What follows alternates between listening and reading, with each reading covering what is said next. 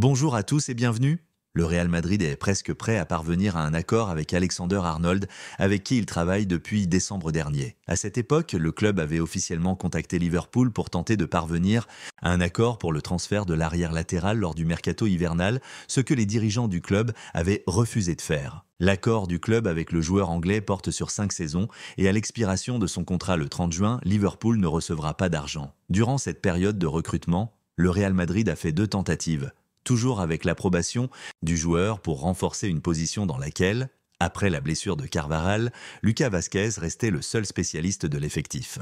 Il est vrai que Valverde est depuis apparu à ce poste, mais une tentative a été faite pour trouver une solution afin que l'Uruguayenne n'abandonne pas le milieu de terrain. Une fois l'accord en place, la prochaine étape sera de commencer à tout mettre dans un contrat juridiquement contraignant, car Alexander-Arnold est dans les dernières étapes de son contrat avec Liverpool, qui expire le 30 juin 2025.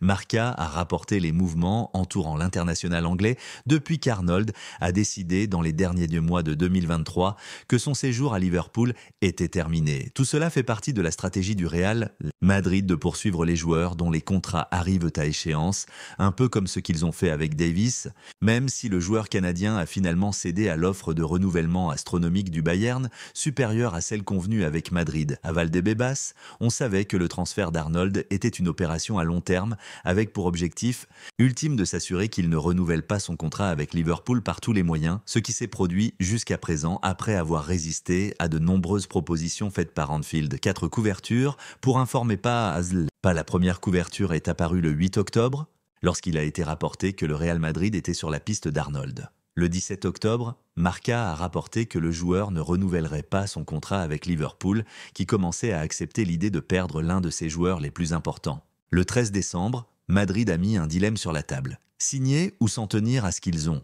Les blessures de Militao et surtout de Carvajal ont déclenché un débat sur la nécessité de renforts hivernaux. Madrid tente, même s'il sait que c'est impossible de mettre la main sur Arnold. Liverpool ne l'a pas laissé partir. Le 28 décembre, Marca a rapporté que le désir du joueur est de porter le maillot du Real Madrid et qu'il est prêt à faire toutes les démarches pour finir au Santiago Bernabéu.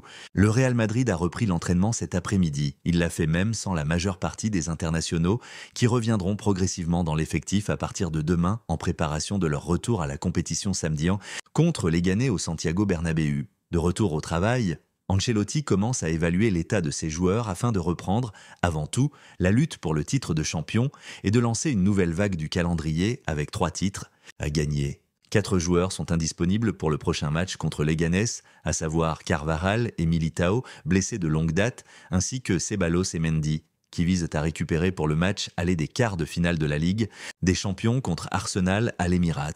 Dans le cas du milieu de terrain, il a déjà fait un peu de travail seul sur le terrain aujourd'hui. Asensio et Lunin, de retour à Valdebebas après avoir été avec leurs équipes nationales, ont travaillé normalement aux côtés de Lucas Vázquez, Fran Garcia et Vallejo. Le retour du latéral gauche, qui souffrait d'une gêne lors du match contre Villarreal, est une bonne nouvelle pour Ancelotti, qui aura un problème de moins à couvrir ce poste lors des prochains matchs en raison de l'absence de Mendy. Courtois, qui est également revenu aujourd'hui et qui a manqué le dernier match de la Belgique en raison d'une gêne, s'est entraîné à l'intérieur du centre d'entraînement, mais en principe, il n'aura aucun problème à être disponible contre les Ghanaises dans un retour à l'entraînement avec une grande présence des joueurs de Castilla pour compléter la préparation.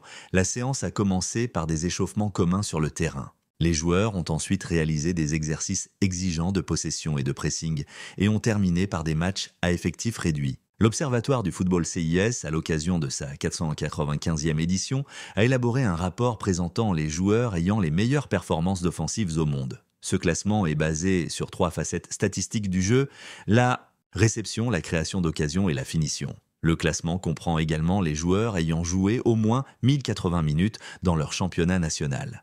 La surprise vient du joueur en tête de liste. Il s'agit de Michael Olise, une récente recrue du Bayern Munich. L'attaquant français affiche une note moyenne de 80,5 sur 100 dans les 3 domaines mesurés. La chose la plus remarquable est qu'il a une valeur maximale de 99 en création de chance. Le français est suivi de près par Lamine Yamal. L'Espagnol est le plus jeune joueur à figurer sur la liste.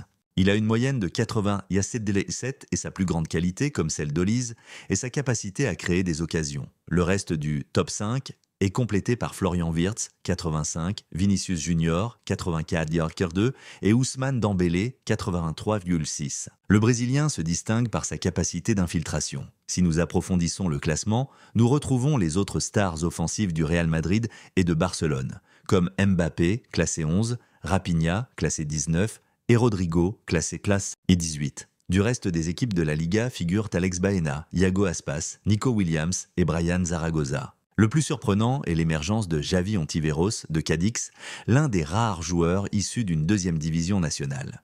L'Observatoire du football CIS a mis en avant plusieurs joueurs du FC Barcelone et du Real Madrid dans son récent rapport sur les meilleurs joueurs offensifs du monde. Parmi eux, Lamine Yamal brille de mille feux, occupant la deuxième place du classement, avec un indice de 87,7. Le jeune talent du Barça, qui est le plus jeune joueur de la liste, excelle, particulièrement dans la création d'occasions, un domaine dans lequel il obtient sa meilleure note. Sa capacité à créer du danger et sa vision du jeu font de lui l'un des grands espoirs du football mondial. Pour le Real Madrid, Vinicius Junior est à la 4e place, avec une note de 80,2.